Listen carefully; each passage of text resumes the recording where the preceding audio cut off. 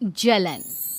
ममता बहुत ही सीधी और प्यारी लड़की थी, वहीं सुनील एक सरल और आगे बढ़ने की सोच रखने वाला लड़का। सुनील, बेटा सुनील कहाँ है? अरे जरा एक गिलास पानी तो दे दो। हाँ माँ, अभी आया। क्या माँ, पानी तेरे सर के पास ही तो रखा है, क्या हो गया है? तबीयत खराब है क्या? अरे नहीं नहीं, वो उठने का मन ही नहीं कर रहा था तो देखा ही नहीं।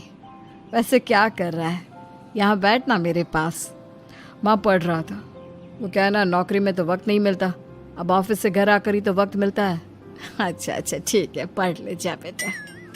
सुनील पढ़ लिख कर और आगे बढ़ना चाहता था, लेकिन माँ की तबीयत खराब देखकर सोचता है कि शादी ही कर ले।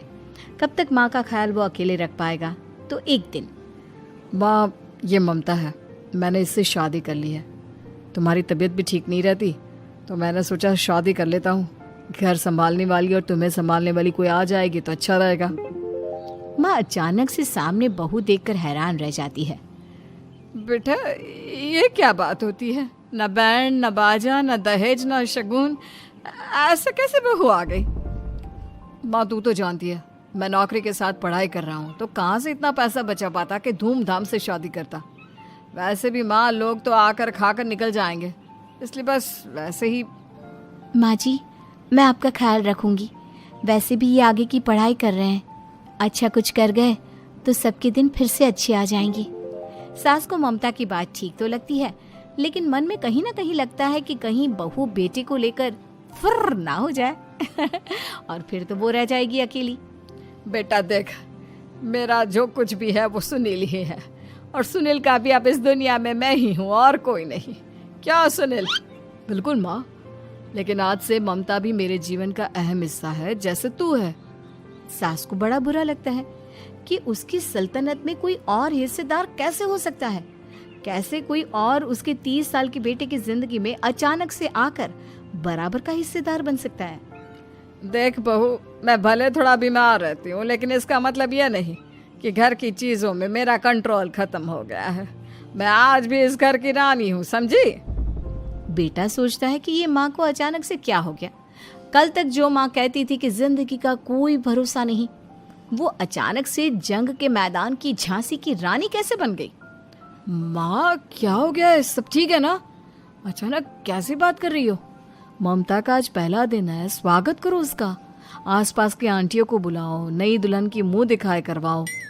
खैर, सास होने का फर्ज निभाती है और बाद में एक सहेली के साथ बाहर निकल जाती है।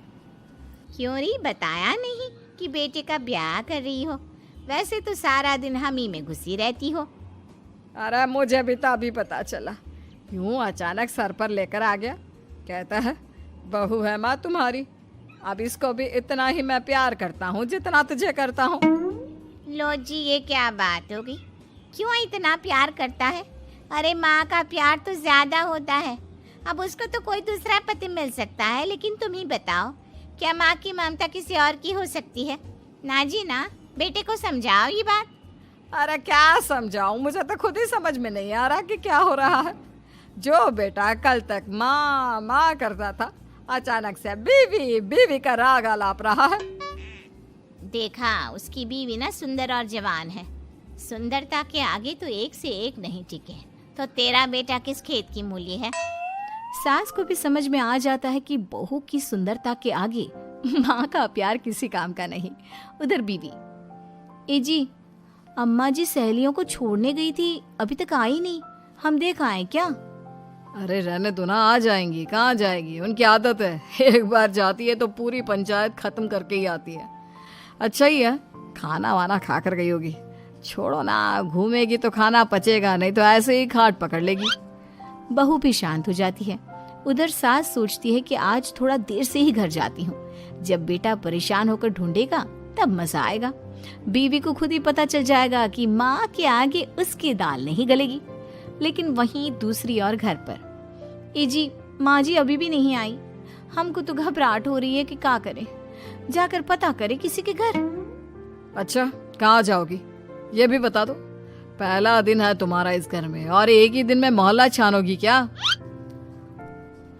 हाँ, तो आप भी तो नहीं जा रहे हैं ना, हमको फिक्र हो रही है। अरे यार, ये रोज का है अम्मा का, खाओ और सो जाओ। बस फिर क्या था। बेटा बहू खाना खाते हैं और कमरे में सोने चले जाते हैं। उधर जब सास को कोई देखने नहीं आता तो वो हार कर घर आ जाती है, जहाँ वो देखती है कि सारे घर की लाइट्स बंद है। सास को गुस्सा आता है। बहू, ममता बहू कहाँ हो? लेकिन सारे दिन की थकी बहू को ऐसी नींद आती है जैसे किसी ने भांग की गोली खिला दी हो। वो तो नहीं उठती। उठकर आ जाता है बेटा। क्या बात है अम्मा, काहे चिल्ला रही हो? अरे सो जाओ ना, सुबह की थकी है बहू, वो सो रही है। जोर से बोलोगी तो नींद खुल जाएगी उसकी। माँ को गुस्सा आ जाता है। फिलहाल तो सो जाती है, लेकिन मन ही मन ढेर सारा जहर बहू के लिए भरा होता है। सुबह बहू चाय बना रही होती है कि सास धीरे से गैस तेज कर देती है, जिससे चाय का बर्तन जल जाता है। और जैसे ही बहू चाय का बर्तन उठाती है उसका हाथ जल जाता है। मेरा हाथ जल गया। वो जोर जोर से चिल्लाकर इधर उधर भागती है कि सास थोड़ी देर में उसके हाथ में पानी डाल देती है। हाय रे बहू, क्या कर रही हो? पहली बार रसोई छुई हो क्या? सासू माँ गलती से गैस तेज रह गई थी और बर्तन जल गया, जिससे मेरा हाथ जल गया। हाय रे, कितना गंदा दाग। छी छी छी छी, मुझे तो उल्टी आ रही है तेरा गला हुआ मांस देखकर। तू ना मुझे अभी साथ से खाना मत लगाना। बहू भी खुद का हाथ देखती है तो उसे भी रोना आ जाता है। कुछ दिनों के बाद सास की सहेली आती है। बहू चाय बनाकर लाती है।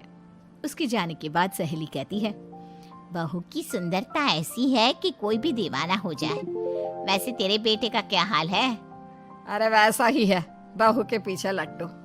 क्या करूं, कुछ समझ में नहीं आ रहा। मैंने तो बहू के चेहरे पर दिवाली के पटाखे की चक्री फेंक दी, उसका पूरा चेहरा जल गया।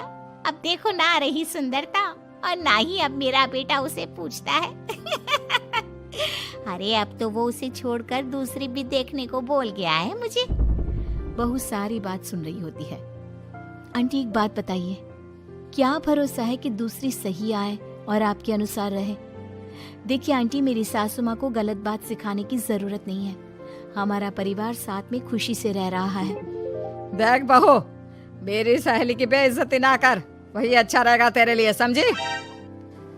बहू नहीं मानती है। वो बार बार उनकी सहेली को घर से निकल जाने को कहती है। तभी सास की सहेली पास के चूल्हे से लकड़ी लाकर बहू के चेहरे पर लगा देती है।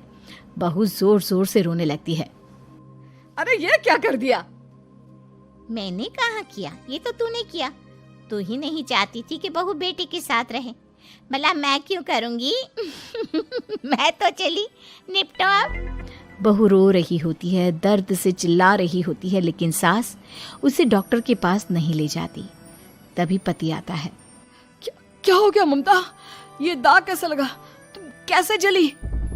ममता कुछ नहीं कहती, बस दर्द से करा रही होती है। पति माँ की तरफ देखता है। हो ना हो माँ, ये पक्का आपका काम है। आप ही ममता से जला करती थी ना। देखना माँ, अब पुलिस आएगी, केस बनेगा, लेकिन पहले मैं ममता को अस्पताल लेकर जा रहा हूँ। सभी अस्पताल जाते हैं, जहाँ डॉक्टर ममता की सास से कहते हैं, आपने तो नहीं जलाया ना बहू को? अब ममता की सास के तो पसीने छूट रहे होते हैं। वो घबरा कर कहती है, ना ना डॉक्टर साहब, कैसी बात करते हैं? हम क्या जलाएंगे अपनी बहू को? डॉक्टर ममता के पति से पूछते हैं। देखिए, क्योंकि ये ससुराल में जली है तो मामला पुलिस का बनता है, तो आप पहले पुलिस को बुलाइए, तभी इलाज पूरा होगा। सास डर जाती है कि अब तो बच्ची जिंदगी जेल में ही रहना होगा।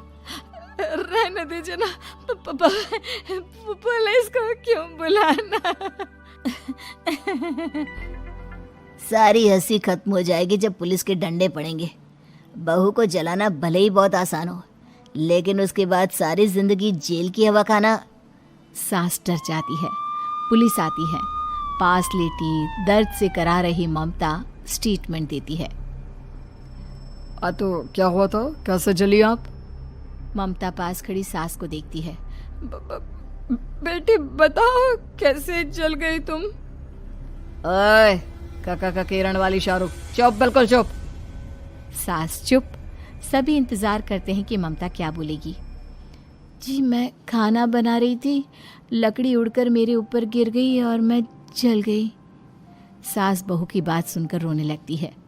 देखा माँ, कितनी समझदार है ममता। ये चाहती तो, हाँ बेटा, ये चाहती तो मैं आज जेल में होती। मुझे माफ कर दे। मैं आगे से अभी कभी ऐसा नहीं करूंगी।